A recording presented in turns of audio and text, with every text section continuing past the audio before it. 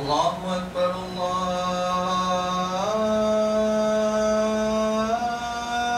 الله أكبر الله أكبر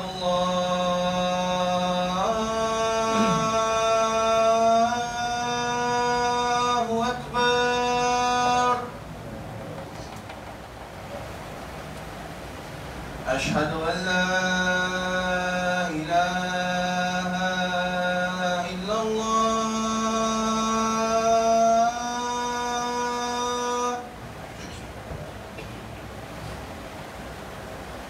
أشهد أن لا إله إلا الله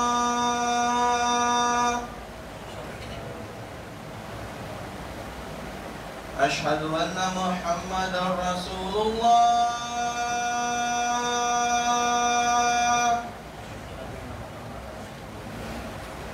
أشهد أن محمدا رسول الله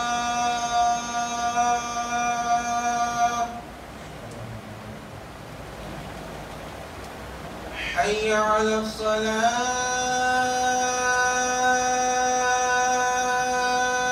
الصلاة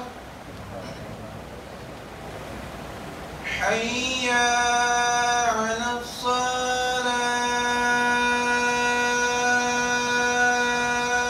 الصلاة حي على الفلاح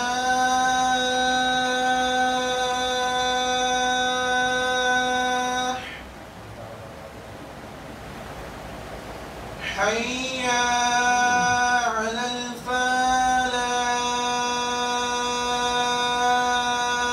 الفلاح الله أكبر الله أكبر لا إله إلا الله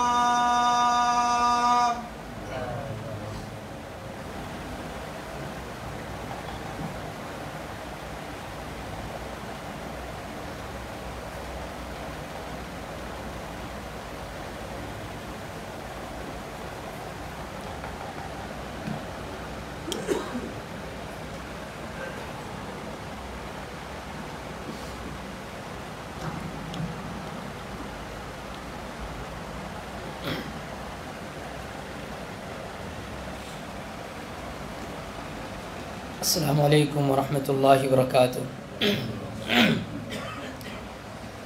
بسم اللہ الرحمن الرحیم ان الحمد للہ نحمده ونستعینه ونستغفره ونعوذ باللہ من شرور انفسنا ومن سیئات اعمالنا من يهده الله فلا مضل له ومن يضلل فلا هادي له وأشهد أن لا إله إلا الله وحده لا شريك له وأشهد أن محمدا عبده ورسوله أما بعد فإن خير الحديث كتاب الله وخير الهدي هدي محمد صلى الله عليه وسلم وشر الأمور محدثاتها وكل محدثة بدعة وكل بدعة ضلالة وكل ضلالة في النار أعوذ بالله السميع العليم من الشيطان الرجيم بسم الله الرحمن الرحيم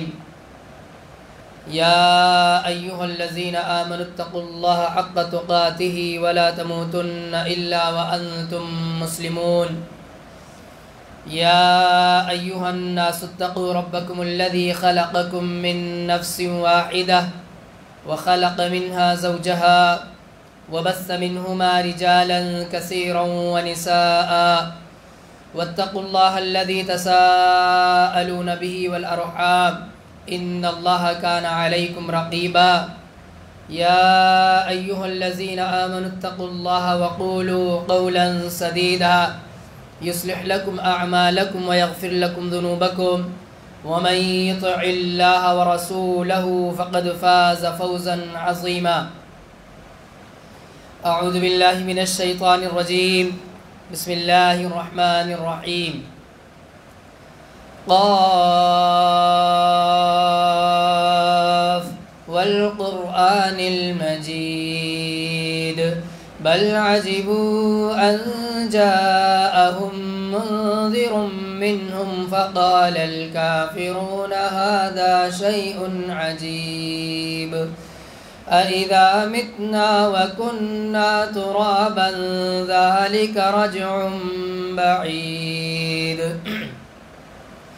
قد علمنا ما تنقص الأرض منهم وعندنا كتاب حفيظ بل كذبوا بالحق لما جاءهم فهم في أمر مريج أفلم ينظروا إلى السماء فوقهم كيف بنيناها وزيناها وما لها من فروج والأرض مددناها وألقينا فيها رواسي وأنبتنا فيها من كل زوج بهيج تبصرة وذكرى لكل عبد منيب ونزلنا من السماء ماء مباركا فأنبتنا به جنات وحب الحصيد والنخل باسقات لها طلع نضيد رزقا للعباد وأحيينا به بلدة ميتا كذلك الخروج كذبت قبلهم قوم نوح وأصحاب الرس وثمود وعاد وفرعون وإخوان لوط وأصحاب الأيكة وقوم تبع كل كذب الرسل فحق وعيد أفعينا بالخلق الأول بل هم في لبس من خلق جديد. ہر قسم کی تعریف و توصیف، کبریائی و بڑائی، حمد و ثنا اس وحدہ لا شریک کے لائق و زیبا ہے جس نے ہم سب کو پیدا کیا، بے شمار انگنت نعمتوں سے نوازا ہے، نوازتے رہتا ہے۔ درود و سلام ہو تمام انبیاء کرام پر، خصوصاً نبی آخر الزماں ہمارے پیارے نبی رحمت للعالمین محمد رسول اللہ صلی اللہ علیہ وسلم۔ دینی ملی بھائیوں، بزرگوں، نوجوان ساتھیوں، عزیز بچوں اور پردہ نشین اسلامی ماں اور بہنوں، شیطان ہم سب کا دشمن ہے۔ اللہ تعالیٰ نے اسے دشمن قرار دیا اور ہم اس سے چوکنا رہیں، اس لیے اللہ تعالیٰ نے ہمیں بتا بھی دیا کہ شیطان تمہارا کھلم کھلا دشمن ہے۔ یہ اپنی دشمنی عجیب و غریب انداز میں نبھاتا ہے، کبھی غافل نہیں رہتا، کبھی ہمت نہیں ہارتا، بہکاتے رہتا ہے۔ نیک سے نیک آدمی، متقی و پرہیزگار آدمی ہو، اسے بھی بہکاتا ہے۔ کچھ نہ صحیح تو نیکیاں ہی کچھ کم کر لے، کیا کر لے؟ بہت نیکی کر رہا تو کچھ نیکی ہی کم کر لے، یا بہت نیک ہے تو نیکی کا غرہ پیدا کر دے۔ آدمی نیکی کر رہا ہے تو اس کو یہ زعم میں مبتلا کر دے کہ میں تو بہت نیک آدمی ہوں۔ یہ بھی شیطان کی چال ہے کہ ایک آدمی نیک ہے، اس کو یہ لگنے لگے کہ میں نیک آدمی ہوں، اور سمجھنے لگے کہ میں تو نیک آدمی ہوں۔ حالانکہ صحابہ کرام بہت ساری نیکیاں کرنے کے باوجود بھی روتے تھے، اس لیے روتے تھے کہ اللہ تعالیٰ کہیں میری گرفت نہ کر لے، اللہ سے روتے تھے کہ اللہ کہیں میری پکڑ نہ کر لے، اپنی مغفرت کے لیے دعائیں کیا کرتے تھے۔ تو شیطان کی بہت ساری سازشیں ہیں، بہت ساری چالیں ہیں، بھیس بدل بدل کر، ترکیبیں بدل بدل کر وہ سازشیں کرتے رہتا ہے۔ علماء گاہے بگاہے اس سے آگاہ کرتے رہتے ہیں۔ انہی چالوں میں سے دینی بھائی ایک چال اس کی یہ ہوتی ہے کہ کسی نیکی کے کام کو معمولی بنا دے، بہت کمتر بنا دے۔ کیا بنا دے؟ آپ کوئی نیکی کا کام کرتے ہیں، کوئی ثواب کا کام کرتے ہیں، تو وہ یہ ذہن میں بٹھا دے کہ یہ تو بہت معمولی کام ہے، یہ کون سی نیکی ہے۔ اب ہوتا کہ آدمی کہ وہ جو ایک نیکی کر رہا ہوتا ہے یا ایک نیکی کا کام وہ کر سکتا ہے وہ بھی نہیں کرتا، جو اس کے ذہن میں بیٹھ گیا تو بہت معمولی نیکی ہے تو نہیں کرے گا، اس کو لگے گا چھوٹی سی نیکی ہے تو نہیں کرے گا۔ تو یہ شیطان کی ایک بہت بڑی کوشش ہوتی ہے کہ تھوڑا تھوڑا کر کے جو نیکیاں ہم کر سکتے ہیں بآسانی کر سکتے ہیں، شیطان ہمیں اس طرح گمراہ کر دیتا ہے کہ پھر ہم وہ نیکی نہیں کرتے، چھوڑ دیتے اس کو کرنا، یا جو لوگ کرتے بھی ہیں ہمیں لگتا ہے کہ کوئی بڑا کام نہیں کر رہے ہیں، ہمیں کیا لگتا ہے کوئی بڑا کام نہیں کر رہے تو ہم اس کی قدر نہیں کریں گے، اس کی حوصلہ افزائی نہیں کریں گے۔ ایسا بہت ہوتا ہے۔ جیسے دیکھیں مثال کے طور پر ایک بات بتاؤں، کھانا کھلانا، آپس میں ایک دوسرے کو کھانا کھلانا، آدمی اگر اس کے بارے میں شرعی علم رکھے تو سمجھے گا یہ کتنا بڑا اجر و ثواب کا کام ہے، کتنی بڑی نیکی ہے کسی کو کھانا کھلانا۔ لیکن عام طور پہ آدمی کے ذہن میں بیٹھا ہوا کہ کھانا کھلانا یعنی نارمل زندگی کا ایک کام ہے جو آدمی کر لیتا ہے، حالانکہ اس پر جنت کا وعدہ ہے، جنت کی بشارت ہے ایسے آدمی کے لیے جو لوگوں کو کھانا کھلاتا ہے۔ اللہ کے نبی صلی اللہ علیہ وسلم نے فرمایا بتایا کہ جنت میں ان فی الجنت غرفا یرا ظاہرها من باطنها وباطنها من ظاہرها لمن اطعم الطعام۔ پیارے نبی فرماتے ہیں کہ جنت کے اندر کچھ خاص کمرے ہوں گے۔ اب کہاں پر یہ کمرے ہیں؟ جنت میں۔ تو مطلب کیا ہے؟ آدمی کیا ہوا؟ جنت میں جائے گا تبھی تو دیکھے گا، تبھی تو کمرے اسے ملیں گے، یعنی یہ جنتی ہونے کی بشارت ہے۔ جنت میں کچھ خاص کمرے ہوں گے جو تیار کیے گئے ہوں گے، یعنی اسپیشل اللہ تعالیٰ ان کمروں کو بنوائے گا۔ اس کمرے کی خوبصورتی کیا ہوگی؟ یرا ظاہرها من باطنها، یعنی آدمی باہر ہے تو اندر کا سین اس کو دکھائی دے گا، اتنا خوبصورت ہوگا۔ جنت میں ایک آدمی کو اتنی کشادہ جگہیں ملیں گی کہ جہاں تک نظر پڑ رہی ہے، جہاں تک دیکھ پا رہا ہے وہ سب اسی کا ہے، اپنی پراپرٹی میں آدمی ہے، اپنی پراپرٹی میں۔ وہاں پر آدمی اپنے کمروں کو دیکھے گا، اپنے محل کو دیکھے گا، تو اس کو کچھ خاص ایسے قسم کے کمرے اللہ تعالیٰ بنوا کر دے گا کہ جس میں وہ باہر رہے گا تو اندر کا سین دکھائی دے گا، اگر اندر ہے وہ اپنے کمرے میں بیٹھا تو باہر کا بھی منظر اسے دکھائی دے گا، بہت خوبصورت منظر ہوگا۔ یہ کن کے لیے ہے؟ اللہ کے نبی نے فرمایا لمن اطعم الطعام، جو لوگوں کو کھانا کھلاتا ہے۔ اب بتائیں آپ کہ ہم ایسے بھی کھاتے کھلاتے رہتے ہیں، لیکن اجر و ثواب کا اگر یہ خیال ہمارے ذہن میں رہے تو کبھی آدمی اس نیکی کو بند کر دے گا کہ نہیں اب نہیں کروں گا، لیکن شیطان غافل کرتا ہے، اجر و ثواب ہمارے ذہن سے نکال دیتا ہے۔ پیارے نبی کے بتانے کا مقصد کیا ہے؟ بتانے کا مقصد یہ ہے کہ تم جب بھی کسی کو کھانا کھلاؤ تو تمہارے ذہن میں یہ بات رہے کہ مجھے اس نیکی کی وجہ سے بھی جنت مل سکتی ہے، یہ ایک نیکی ہے، اس کی وجہ سے اللہ تعالیٰ مجھے جنت دے دے گا۔ اور جنت صرف جنت نہیں دے گا، جنت میں کچھ خاص کمرے اللہ تعالیٰ تیار کرواتا ہے۔ کن کے لیے؟ لمن اطعم الطعام وافشى السلام، ایک تو جو لوگوں کو کھانا کھلاتے ہیں، ایک اور نیکی بتائی، وہ نیکی بھی ہمیں کرتے رہنا چاہیے۔ ہم سلام کرنے میں بخیلی سے کام لیتے ہیں، سلام کرنے میں بخیلی سے کام لیتے ہیں، ہمیں ایک طرح سے کبھی کبھی ایسا لگتا ہے جیسے کوئی فضول کام کرنے جا رہے ہیں، یعنی ابھی سلام کیا تھوڑی دیر کے بعد پھر سے سلام کرنا ہو تو ہمیں تھوڑا سا اوڈ لگتا ہے، نہیں لگنا چاہیے۔ افشاء السلام کا مطلب بار بار سلام کرو، رواج دو۔ چڑھانا تو مقصود ہوتا نہیں کسی کو چڑھائیں گے ہم، ایسا تو ہم کرتے نہیں ہیں، لیکن کبھی ایسا ہو کہ یہاں سلام کے 2 منٹ 5 منٹ بعد پھر سے آدمی مل گیا تو پھر سے بے جھجک سلام کرو، پھر سے سلام کرو اس سے۔ کیوں؟ افشاء السلام کا حکم ہے، سلام کو رواج دو، بار بار کثرت سے سلام کرو۔ ایسے لوگوں کے لیے بھی جنت میں اللہ تعالیٰ خاص کمرے تیار کروا گئے، لمن اطعم الطعام وافشى السلام۔ اور ایک اور بڑی نیکی کیا ہے کہ جو آدمی رات میں اٹھ کر کے تہجد پڑھتا ہے اس کے لیے بھی یہ ثواب ہے۔ اب دیکھیں آپ کہ رات میں نیند قربان کر کے تہجد پڑھنا، ایک نیکی یہ ہے، اس کے لیے بھی جنت میں کمرے ہیں۔ اور ایک آدمی اتنا مشقت نہیں برداشت کرتا لیکن کیا کرتا ہے؟ کھانا کھلاتا لوگوں کو، اس کے لیے بھی وہ اجر و ثواب ہے۔ تو دینی بھائیوں، ایسے ہی شیطان کی چال ہوتی، کوشش ہوتی کہ ایک آدمی جو نیکی کا کام کرتا ہے اسے اس نیکی کا کام سے کیسے روکے۔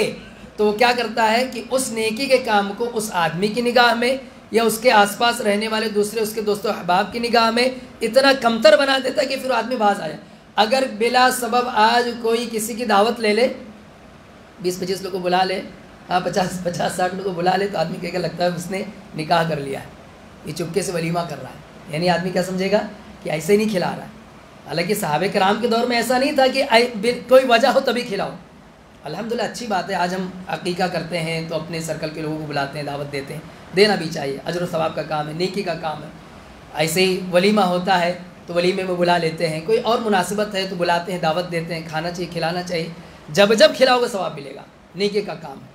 لیکن بلا کسی سبب کے بھی ایسے کسی موقع پر آدمی کیا چلو 5-10 روپے خرچہ کرتا ہوں، بلاتا ہوں اپنے دوست یار کو، اپنے دوست احباب کو بلاتا ہوں، کھانا کھائیں گے ساتھ میں، تو اس پر بھی اجر ہے، اس پر بھی ثواب ہے. دینی بھائیوں، آپ پانی کسی کو پلاتے ہیں نا، گلاس پانی دیتے ہیں پینے کے لیے، اس پر بھی نیکی ہے. اللہ کے نبی صلی اللہ علیہ وسلم نے فرمایا کہ جو آدمی کسی پیاسے کو پانی پلاتا ہے، سقاہ اللہ من الرحیق المختوم، اللہ تعالیٰ اسے رحیق مختوم سے پلائیں گے. رحیق مختوم ایک دم اعلیٰ کوالٹی کی شراب ہوگی، جنت میں ایک دم بہترین کوالٹی کی کولڈ ڈرنک ہوگی، یعنی جو مشروب ہوگا سب سے اعلیٰ. جیسے یہاں دنیا میں ہم بہت سارے مشروب پیتے ہیں، جنت کی نعمتوں سے کوئی موازنہ نہیں، خالی سمجھانے کے لیے بات کی جائے. دنیا میں جو ہم مشروب پیتے ہیں، پینے والی جو بھی چیز پیتے ہیں، الگ الگ کوالٹی کی ہوتی ہے، الگ الگ فوائد اس کے ہوتے ہیں. تو جنت میں سب سے اعلیٰ کوالٹی کی جو مشروب رہے گی، یعنی جو پینے کے لیے جو چیز دی جائے گی، وہ کیا ہوگی؟ الرحیق المختوم، اسے دیا جائے گا. اس حدیث کی شرح میں ابن عثیمین رحمہ اللہ لکھتے ہیں اسی شرح میں کہ اگر آپ کا بچہ، آپ کا چھوٹا بچہ، ننھا منھا بچہ، وہ آپ سے پانی مانگ لے اور آپ اس کو پانی پلا دیں تو اس پر بھی اجر ملتا ہے، اس پر بھی اجر و ثواب ملتا ہے. یہ نہیں کہ پانی مانگ رہا ہے اپنی امی سے مانگ، نہیں، آپ یہ سمجھیں کہ یہ نیکی کا موقع مل گیا.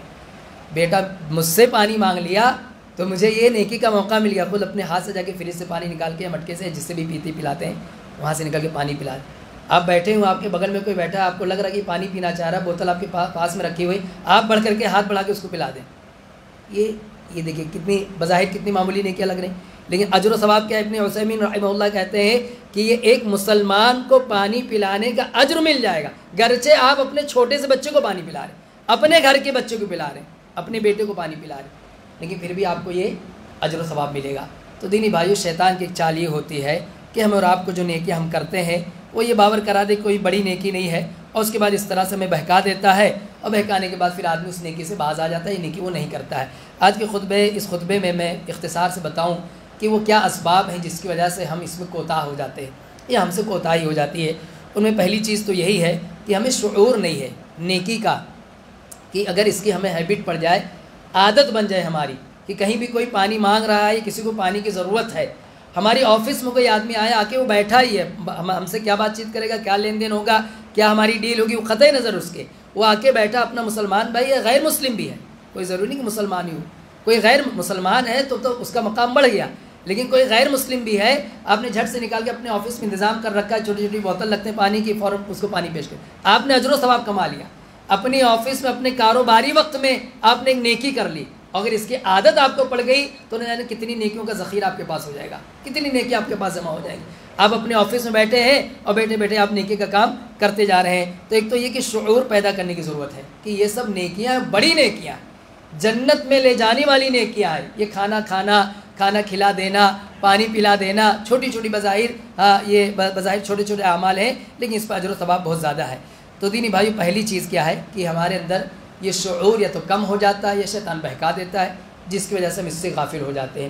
دوسری چیز یہ ہے کہ بہت اعلیٰ معیار کی ہم ضد کرتے ہیں، خواہ بہت اعلیٰ معیار، یعنی ایک آدمی کے گھر اگر کوئی پہنچ جائے تو کھلائے گا تو گوشت ہی کھلائے گا، اور نہیں تو کھانا ہی نہیں کھلائے گا، یہ ہمارے اعلیٰ معیار کی اسٹیٹس. یہ ہمارے یہاں جو اسٹیٹس کی ایک بیماری آ رہی ہے نا، اسٹیٹس کی، بہت ہائی فائی ہونا چاہیے، بہت بھاری اسٹیٹس ہونا چاہیے. اس کی وجہ سے ہم شرعی جو اسلامی تعلیمات ہیں اس کو ہم فالو ہی نہیں کرتے ہیں، کہ نہیں کسی کو کھانا کھلائیں، اپنے گھر کسی کو دعوت میں بلائیں گے تو بہت ہائی فائی کھانا کھلائیں گے، نہیں تو سالوں سال دعوت ہی نہیں لیں گے، سالوں سال کھانے نہیں کھلائیں گے. ہمارے یہاں ہمارے آفس میں کوئی آدمی آ گیا، کھانے کا ٹائم ہے، اس دن گھر سے ہم بھنڈی لے کے گئے، روٹی لے کے گئے ٹفن میں، مان لو مثال کے طور پر، تو آپ سوچیں گے اس کو بھنڈی روٹی کیوں کھلاؤں، گوشت لے کر آتا تو کھلاتا. تو اب اس کو کھانے گھر کھانے کے ٹائم میں وہ آدمی بھوکا چلا جائے وہ چلے گا, لیکن اس کو کھانا نہیں کھلائیں گے. کیوں نہیں کھلائیں گے؟ بہت ہائی فائی کھانا کھلائیں گے, نہیں تو ہماری بے عزتی ہو جائے گی. وہ جا کے دس جگہ کیا بتائے گا کہ ارے مجھے بھنڈی روٹی کھلا دیا اس نے, مجھے کریلا روٹی اس نے کھلا دیا. وہ کہیں ذکر کرے گا تو یہ نہیں بتائے گا کہ گوشت کھلایا. تو اس اسٹیٹس کے لالچ میں ہم نیکی سے بھی محروم ہو جاتے ہیں, الٹا کبھی کبھی گناہ میں بھی مبتلا ہو جاتے ہیں. کوئی ہمارے رشتہ دار تھا, وہ برا مان کے جائے گا تو قطع رحمی میں چیز شمار ہوگی کہ ہمارا رشتہ دار ہمارے پاس کھانے کے وقت میں موجود تھا, لیکن ہمیں صرف اپنے اسٹیٹس کی فکر تھی, اور اس کو کھانا کھلانے کے بجائے ہم اپنے اسٹیٹس کو بچانے میں کامیاب ہو گئے. ہم نے اپنے اسٹیٹس بچا لیا, اس کو بھوکا اسے بھیج دیا. تو دینی بات یہ چیز بھی رکاوٹ بنتی ہے. یہ چیز ما حضر, ایک لفظ آتا ہے ما حضر, یعنی آپ کے وقت آپ کے پاس جو آدمی جس وقت پہنچے اس وقت آپ کے پاس جو موجود ہو اس میں سے ضیافت کریں. سمجھے اس کو؟ جو موجود ہو فوراً اس سے ضیافت کریں. بہتری لا سکتے ہیں تو کریں. جیسے ابراہیم علیہ السلام کے پاس آ گئے, ابراہیم علیہ السلام کے پاس فرشتے آئے تو انہوں نے جلدی سے اچھا انتظام کر دیا. اگر ہو سکتا ہے انتظام تو کریے, بے شک کیجیے, لیکن ایسا نہیں کہ آپ بہت اچھا نہیں کھلا سکتے تو کچھ بھی نہ کھلاؤ, اس کو ایسے بھوکا پیاسا بھیج دو. تو دینی بات ایک وجہ یہ بھی ہوتی ہے. ایک وجہ اور بھی ہوتی ہے, ہماری مائیں بہنیں برا نہ مانیں, کہ کبھی کبھی مرد حضرات تو ضیافت کرنا چاہتے ہیں, لیکن اب عورتوں کے تعاون کی ضرورت ہوتی ہے. اچانک 10 دوست آگے گھر پہ پہنچ گئے, یا 4-5 دوست آگے, کوئی رشتہ دار آ گیا, تو مرد تو چاہتا ہے کہ کھلائیں پلائیں, اس کو انتظام کرے, لیکن عورتوں کا کام بڑھ گیا تو وہ کیا کرتی ہیں, سپورٹ نہیں کرتی ہیں. جتنا باہر کھلانا اس سے زیادہ اندر تم کو کھلا دیں گی. یعنی اندر اتنی باتیں سنا دیتی ہیں, یا اتنا منہ بسور لیتی ہیں, ایسی باتیں کہہ جاتی ہیں کہ آدمی یہ سوچتا ہے کہ کاش مہمان آیا ہی نہ ہوتا, یا اس میں عافیت سمجھتا کہ باہر کہیں کسی ہوٹل میں ان کو کھلا ولا کے رخصت کر دے. یہ بہت بڑی محرومی کی بات ہے, بہت بڑی محرومی کی بات ہے. جس نبی نے کہا من کان یؤمن باللہ والیوم الآخر فلیکرم ضیفہ, کہ جس کا اللہ پر ایمان ہے, آخرت پر ایمان ہے, وہ اپنے مہمانوں کی تکریم کرے. مہمانوں کی تکریم کا کیا مطلب؟ مہمان آگے ان کا خوش دلی کے ساتھ مسکراتے چہرے سے ان کو ویلکم کیجئے, ان کا استقبال کیجئے, بٹھائیے, پانی پلائیے, کھانے کا وقت تو کھانا کھلائیے. یہ ان کا حق ہے, یہ ان کا حق ہے. اور یہ دلیل ہے کہ آپ اللہ پر ایمان رکھنے والے ہیں. یہ دلیل ہے کہ آپ کو آخرت میں اللہ کے سامنے کھڑا ہونا ہے, اس بات کا آپ کو احساس ہے. اللہ کے نبی نے اللہ پر اور آخرت پر ایمان کا واسطہ دیا کہ اگر اللہ پر ایمان ہے, آخرت پر ایمان ہے, فلیکرم ضیفہ, تو مہمان کو رسوا نہ کرو. مہمان آ گیا ہے, اس کی ضیافت کرو. تو یہ دونوں کے لیے ہے. مرد جیسے ضیافت کرنا چاہتا ہے, مرد مہمان نوازی کرنا چاہتا ہے, عورتیں بھی اس حکم میں شامل ہیں, اس حکم میں شامل ہیں وہ, اور وہ اس میں بڑھ چڑھ کر حصہ لیں. اب لیکن بات یہی پھر سے آتی ہے کہ اگر اسٹیٹس کی فکر کرو گے تو ضیافت نہیں کر پاؤ گے. اس وقت جو میسر ہے پہلے وہ پیش کرو. بہتری لائی جا سکتی تو بہتر سے بہتر کر لو, اچھی بات ہے, لیکن ایسا نہیں کہ بہت اچھا نہیں کھلا پاؤں گا تو کچھ نہیں کھلاؤں گا. تو یہاں ہماری مائیں بہنیں بھی اپنی اصلاح کر لیں. یہ عیب کی بات ہے کہ آپ کے گھر میں کوئی آئے, آپ کے گھر کوئی پہنچ جائے تو آپ اس کی ضیافت نہ کر سکیں, یا آپ کو اس سے تکلیف پہنچے. ایسی دینی بھائی ایک چیز یہ بھی ہے کہ یعنی یہ بھی ایک برائی ہے. کبھی کبھار کیا ہوتا ہے کہ ہم اپنا حساب کتاب جوڑتے ہیں, اور اس میں شرعی ہمیں علم نہیں ہوتا. جیسے مثال کے طور پہ آپ کے گھر میں 4 لوگوں کا کھانا بنائے, 4 مہمانوں کا کھانا بنایا آپ نے, آپ بتائیں 6 آ جائیں تو آپ کیا کریں گے؟ اگر 6 آ جائیں تو کیا کریں گے؟ عام طور پہ آدمی جانتا نہیں کہ اللہ کے نبی نے اس کے بارے میں بھی کچھ بتایا ہے. پیارے نبی صلی اللہ علیہ وسلم نے اس حوالے سے فرمایا طعام الاثنین کافی الثلاثہ, کہ اگر 2 لوگوں کا آپ نے کھانا بنایا ہے تو 3 کے لیے وہ کافی ہو جائے گا. یہ 2 آدمی کا آپ نے کھانا بنایا تھا, اس کے ساتھ کوئی اور آ گیا, ڈرائیور آ گیا, یا چلتے چلتے بچہ بھی بولا میں بھی چلوں گا ساتھ میں, اس نے پہلے بتایا تھا 2 لگائیں گے ہم, لیکن 3 ہو گئے. تو گھبرانے کی ضرورت نہیں ہے, منہ بنانے کی ضرورت نہیں ہے. اللہ سے امید رکھے, پیارے نبی نے فرمایا کہ 2 کا کھانا بنایا تو 3 کے لیے کافی ہو جائے گا. اور اگر آپ نے اگر 3 لوگوں کا کھانا بنایا ہے تو 4 کے لیے کافی ہو جائے گا. مطلب کیا ہے؟ اللہ کے نبی صلی اللہ علیہ وسلم کی اس حدیث کا مطلب یہ ہے کہ کبھی تعداد دیکھ کر کے جو قریب والی تعداد ہوتی ہے, یہ نہیں کہ اب 2 کا بنایا ہے 200 لوگ آ گئے, وہاں کی بات نہیں چل رہی, لیکن جو عمومی طور پہ ہو جاتا ہے, کبھی عمومی طور پہ ہو رہا ہے کہ آپ نے 3 لوگوں کی دعوت لی, 3 لوگ آ رہے تھے, بچہ بھی ساتھ میں شامل ہو گیا, تو 4 لوگ ہو گئے. تو اس کو لے کر کے آپ ٹینشن میں نہ ہے کہ اب کیسے پورا ہوگا. اس میں برکت ڈالنا اللہ کا کام ہے. اس میں برکت ڈالنا کس کا کام ہے؟ اللہ کا. کبھی رسول اللہ صلی اللہ علیہ وسلم اپنی طرف سے تھوڑی نہ بتاتے, یہ تو ہم اہل حدیثوں کا عقیدہ ہے نا. کہ نبی اپنے سے کچھ نہیں بتاتے، یہ نبی نے بتایا ہے تو نبی نے اللہ کے کہنے پہ بتایا ہے، اور اس کھانے میں برکت ڈالنا کس کا کام ہے؟ اللہ تعالیٰ کا کام ہے۔ پیارے نبی صلی اللہ علیہ وسلم کے پیارے صحابی ابو بکر صدیق رضی اللہ تعالیٰ عنہ، ایک مرتبہ صحیح بخاری کا واقعہ میں اختصار سے ذکر کروں گا۔ ابو بکر رضی اللہ تعالیٰ عنہ نے کچھ لوگوں کی دعوت لی، اور دعوت لی تو گھر تک پہنچتے پہنچتے وہ جو تعداد تھی، جتنا انہوں نے کھانا بنوایا تھا اس میں اضافہ ہو گیا، کچھ لوگ اور شامل ہو گئے۔ لیکن ابو بکر رضی اللہ تعالیٰ عنہ نہ خود پریشان ہوئے اور نہ تو اپنے گھر والوں کو پریشان کیا، اپنے بیٹے سے کہا کہ لے جا کر کے کھانا کھلاؤ، ان لوگ کو لے کے جاؤ۔ اپنا کسی کام سے رک گئے پیارے نبی صلی اللہ علیہ وسلم کے پاس میں، لیکن اپنے بیٹے سے کہا کہ جا کر کے ان کو لوگ کھانا کھلاؤ۔ اب وہ مہمان کو لے کر کے بیٹے صاحب گھر پہنچے، وہاں کہا کہ کھانا پیش کرو، کھانا پیش کیا گیا۔ لیکن جو مہمان تھے، کبھی ایسا ہوتا ہے کہ جو مہمان لوگ تھے انہوں نے ضد کی یا انہوں نے کہا کہ نہیں ابھی رکتے ہیں، ابھی نہیں کھائیں گے، جب ابو بکر آ جائیں گے تب ساتھ میں کھائیں گے، اس میں بہت تاخیر ہوگی۔ اچھا، ابو بکر رضی اللہ تعالیٰ عنہ کے ذہن میں یہ بات تھی کہ وہ لوگ کو بھیجتے ہیں تو لوگ کھانا کھا لیں گے، لیکن وہاں بیٹھے بیٹھے اللہ کے رسول صلی اللہ علیہ وسلم کے پاس زیادہ وقت ہو گیا۔ پھر جب لوٹے اور انہوں نے دیکھا کہ جو مہمان تھے ابھی تک ویسے بیٹھے ہیں، ابھی تک ویسے بیٹھے ہیں، تو اپنے بیٹے پہ بگڑ گئے، اپنے بیٹے پہ بگڑے، بہت تیز بگڑے کہ مطلب کیا کرا۔ اچھا، وہ ڈر کے مارے جا کر کے اپنے امی کے پاس وہاں چھپ گئے کہ ابھی ابا مجھ پہ بھڑکیں گے کہ میں نے کیوں نہیں کھانا کھلایا۔ یہ کوالٹی ہونا چاہیے کہ کبھی باپ نہیں ہے تو بیٹا ضیافت کر لے، یا بھائی ہے تو بھائی ضیافت، یہ نہیں کہ وہ آئیں گے تبھی کریں گے۔ حالانکہ اس دن ان کی کوئی غلطی نہیں تھی، وہ تو مہمان ہی بزد تھے، لیکن ابو بکر کے غصے کا مقصد کیا تھا کہ اگر میں نہ رہوں تو ایسا نہیں کہ میرے گھر سے کوئی بھوکا چلا جائے یا میرے گھر پہ کوئی بھوکا بیٹھا رہے، کہ ابھی وہ آئیں گے تو یہ کام ہونا ہے۔ اس لیے ابو بکر رضی اللہ تعالیٰ عنہ کا وہاں پر غصہ ظاہر ہوا، تو ان کی بیوی نے بتایا کہ نہیں، مہمان خود ہی بزد ہیں کہ آپ آئیں گے تو کھائیں گے۔ پھر اس کے بعد اس موقع پہ ابو بکر رضی اللہ تعالیٰ عنہ خفا ہو کے بہت زیادہ ناراض ہوئے، اس تفصیل میں نہیں جانا چاہتا، اختصار سے یہ کہ پھر کھانا شروع ہوا، کھانا کھلانا شروع کیا گیا، اور وہ جتنے مہمان تھے سب نے کھانا کھا لیا، اس کے باوجود بھی اچھا خاصا کھانا بچ گیا، اچھا خاصا کھانا بچ، جتنے لوگ آئے تھے وہ سب نے بھی کھانا کھا لیا، اور اس کے بعد بھی ایک بڑی مقدار میں کھانا بچا۔ اللہ کے نبی صلی اللہ علیہ وسلم کے صحابی کو برکت کہاں سے ملی؟ یہ برکت کہاں سے ملی؟ یہ اس بات پہ عقیدہ ہو، اس بات پر ایمان ہو کہ جو ہمارے پاس کھانا جس کوانٹٹی میں بھی رہتا ہے اس میں برکت ڈال دینا، یعنی اس سے پیٹ بھر جانا، یہ اللہ تعالیٰ کا کام ہے کہ اللہ تعالیٰ اس میں کیسے پیٹ سب کا بھرا دے گا، یہ کیسے سب کے سب شکم سیر ہو جائیں گے۔ تو دینی بھائیو، اللہ کے نبی نے فرمایا 2 کا کھانا 3 کو، 3 کا کھانا 4 کو کافی ہو جائے گا۔ اس حدیث کو سامنے رکھیں، کبھی ہمارے گھر پہ کچھ مہمان زیادہ آ جائیں تو اس کی وجہ سے ہمیں افسوس نہیں کرنا چاہیے، مایوس نہیں ہونا چاہیے، یا کسی بھی طرح کی اپنے آپ کو دکھ میں یا تکلیف میں نہیں ڈالنا چاہیے۔ ایک بات دینی بھائی اور یہ بھی کہ کھانا کب کھلانا ضروری ہو جاتا ہے، اس بات کو ذہن میں رکھیں۔ عمومی حالت میں کوئی بات نہیں، لیکن کبھی کبھی ایسا ہوتا ہے کہ اس وقت کھانا کھلانا ضروری ہو جاتا ہے۔ جیسے آپ کے پاس کوئی آدمی کھانے کے وقت میں آ جائے، کھانے کا وقت دوپہر کا وقت ہے، رات کا وقت ہے، وہ آپ کی ذمہ داری ہے کہ آپ اس کو پوچھیں، اس کے سامنے کھانا پیش کریں، اس کو رغبت دلائیں کہ نہیں کھائیے، ہمارے ساتھ شامل ہو۔ اب اگر کھا کر آیا ہے تب تو وہ صاف صاف منع کر دے گا کہ نہیں میں کھا کر کے آیا ہوں، یا ہو سکتا ہے 2-4 والے کھا لے، لیکن اگر نہیں کھا کر کے آیا تو آپ نے اپنا فرض ادا کیا، آپ اس کے سامنے کھانا پیش کریں۔ آپ کے پاس استطاعت ہو تو کسی کو بھوکا نہ رہنے دیں، یعنی آپ جس وقت کھانے کے پاس ہیں، آپ کے پاس کوئی پہنچا ہے تو آپ اس کو کھانا ضرور کھلائیں۔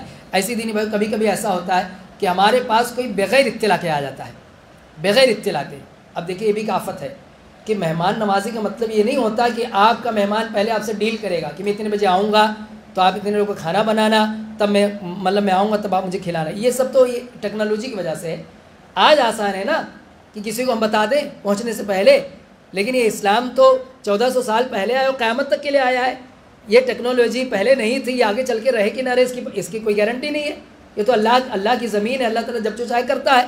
تو مہمان کے سامنے یہ شرط رکھنا کہ نہیں آپ بتا کر آئے ہوتے تو ہم ایسا ویسا کرتا، یہ بہت بڑی بے ادبی ہے، بے حرمتی ہے۔ ٹھیک ہے کوئی آدمی اتنا خیال رکھتا ہے، سامنے سے خود ہی خیال رکھتا ہے، تو وہ اس کا ایک بہت اچھا یعنی سمجھ لو فائدہ ہے کہ وہ آدمی خود ہی بتا دیتا ہے کہ ہم 2 رہیں گے 3 رہیں گے، ہم اتنے بجے تک پہنچ جائیں گے، کوآرڈینیٹ ہو جاتا ہے، بات ہو جاتی ہے، اچھی بات ہے۔ لیکن اگر نہیں ہوتا ہے تو اس کا مطلب یہ نہیں کہ وہ اس غلطی پر آ گیا، وہ اس کا یہ مطلب نہیں ہے۔ ایک آدمی گزر رہا ہے، یہاں سے جا رہا ہے، ممرہ سے جا رہا ہے، اس کو پونا جانا ہے، پھر اس کو یکایک خیال ہے کہ ارے بھائی اسی دوستی میں ہمارے ایک رشتہ دار رہتے، چلو مل لو۔ اب کھانے کا ٹائم ہے، کیا وہ اس وجہ سے آپ سے نہ ملے کہ ابھی آپ اس کے گھر پہ جاؤ گے تو کہے گا دیکھو بغیر بتائے آ گئے، اس وجہ سے نہ ملے، اس کو پونا جا رہا بیچارہ، اس کو خیال ہے کہ ارے میرے بہت دور کے رشتہ دار ہیں، چلو مل لو۔ تو آپ کا اگر یہ مزاج بن گیا ہے کہ آپ کے گھر پہ مہمان آئے تو بتا کر آئے، نہیں ملے گا وہ، چلا جائے گا، بولے گا ابھی جاؤں گا اس کے گھر تو ناراض ہو جائے گا، وہ بجائے خوش ہونے کے وہ تو دکھی ہو جائے گا کہ یہ تو بغیر بتائے آ گئے کھانے کے ٹائم۔ تو ہماری مائیں بہنیں نوجوان اس بات کو سمجھیں، مہمان کے لیے شرط نہیں ہے کہ وہ آپ کو بتا کر کے آئے، بتا کے آتا اچھی بات ہے، لیکن بغیر بتائے آتا ہے تو فوراً آپ اس کے خندہ پیشانی سے پیش آئیں اور کشادہ ظرفی کے ساتھ اس کا استقبال کریں، یہ اس کا حق ہے آپ پر، اور اس میں کوئی غلطی نہیں اس کی کہ بغیر بتائے وہ آپ کو آ گیا ہے، کوئی غلطی نہیں ہے۔ ابراہیم علیہ السلام کے بعد جو فرشتے آئے تھے، ابراہیم علیہ السلام تو جانتے بھی نہیں تھے کہ فرشتے ہیں، ہے نا قرآن میں، فجاء بعجل حنیذ، تھوڑی دیر میں ایک بھونا ہوا بچڑا لا کر کے ابراہیم صلی اللہ علیہ وسلم پیش کر دیے۔ ابراہیم صلی اللہ علیہ وسلم نے کہا کہ آپ لوگ کتنے لوگ تھے، کتنے لوگ آنے والے تھے، ہمیں کیوں نہیں بتایا؟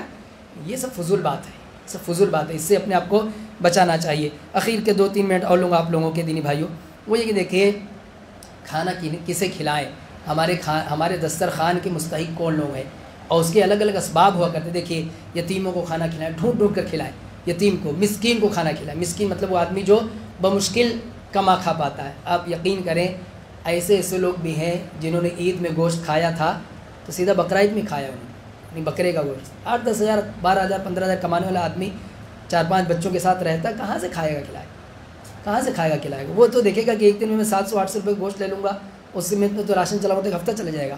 ہم اپنی ایک لسٹ بنا لیں، اللہ نے ہمیں نماز رکھا ہے، ایک لسٹ بنا لیں اور مسکینوں کی لسٹ رکھیں اپنے پاس۔ کبھی اپنے لیے جائیں گوشت لینے، 2 کلو 3 کلو لے لیا، اس کی ہمیں پہنچا دیا، ٹھیک ہے، اپنے گھر پہ لا کے ضیافت نہیں کر سکتے، نہیں کھلا سکتے، اس کو بھی دے دیا کہ وہ بھی کبھی کبھی کھا۔ اچھا یہ رقم کی شکل میں تو یہ چیز نہیں ہو پائے گی، پھر آدمی اپنے حساب کتاب میں کچھ اور کرے گا۔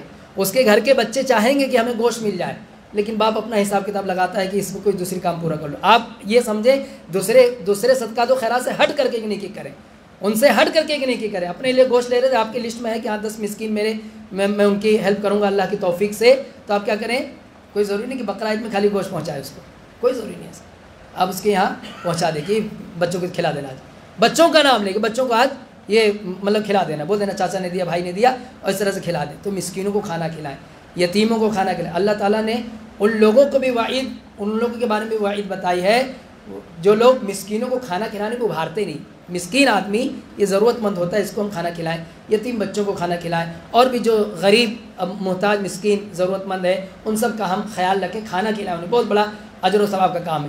ایک بات اور آخری بات کہ علماء سے ہماری وابستگی اس لیے نہیں ہونی چاہیے کہ ہم انہیں بھی کھانا کھلاتے ہیں یا سمجھتے ہیں، وجہ سمجھیے آپ، علماء کو ہم مسکین فقیر محتاج سمجھ کے نہ کھلائیں کہ مسکین ہے، حالانکہ ہوتے ہیں، اس میں بھی بہت سارے مسکین ہوتے بیچارے، ان کی بھی سیلری 8,000 10,000 15,000 20,000 ہوتی، کیا ہونے والا ہے؟ کچھ نہیں ہونے والا، اس کو کوئی مالداری نہیں آنے والی، خرچے میں چلا جاتا ہے۔ لیکن علماء کو کھلانے کی جو بات ہے، یہ ہم اپنے سماج میں جو دیکھتے ہیں کہ علماء کو کھلانے کی سلسلہ چلاتا ہے، اس کی وجہ غربت نہیں ہوتی ہے، اس کی وجہ ہوتی ہے ان سے ایک تعلق، اور اس تعلق سے فائدہ ہوتا ہے۔ آپ کسی عالم کو اپنے گھر پہ لے کر کے جا کے کھانا کھلاتے ہیں تو اس کا مقصد یہ نہیں اس کا پیٹ بھر جائے، یہ مقصد نہیں ہوتا اصل میں، تو ٹھیک ہے کھانا کھائے گا پیٹ بھرے گا، اصل مقصد ہوتا ہے ہم خود عالم سے جڑے ہیں، ہمارے گھر کے بچے عالم سے جڑے ہیں، ہمارے گھر کے بزرگ عالم سے جڑے ہیں، تو علماء کی رہنمائی ہمیں ملتی رہتی ہے، دینی معاملے میں علماء کی رہنمائی ملتی رہتی ہے، علم سے محبت بڑھتی ہے، اور پھر دینداری آتی ہے، ہمارے یہاں دینداری آتی ہے۔ اس لیے الحمدللہ دیکھیے یہ بہت پہلے سے ہے، آج بھی برقرار ہے، یہ علماء سے خصوصی طور پہ لوگ یہ انسیت رکھتے ہیں کہ انہیں کھانا کھلاتے رہتے ہیں، کسی کو بھول جائے تو بھول جائے لیکن علماء کو نہیں بھول جائے۔ الحمدللہ اللہ کا احسان بہت بڑا شکر ہے، لیکن اس کی وجہ میں پھر سے بتاؤں، اس کی وجہ یہ نہیں کہ ان کی غربت مسکینیت محتاجگی کی وجہ سے دعوت دیتے ہیں، اس کی وجہ کیا ہے کہ علماء کے ربط میں اس لیے رہنا ضروری ہے کہ تاکہ ہماری دینی آبیاری ہوتے رہے، ہمارے اندر دین برقرار رہے۔ کچھ مختصر باتیں اس وقت میں آئی ہیں، اللہ تعالیٰ سے دعا ہے جو بھی بتائے اللہ تعالیٰ ہمیں اس پر عمل کرنے کی توفیق عطا فرمائے، اللہ تعالیٰ ہمیں نیکی انجام دینے کی توفیق عطا فرمائے، آمین تقبل یا رب العالمین۔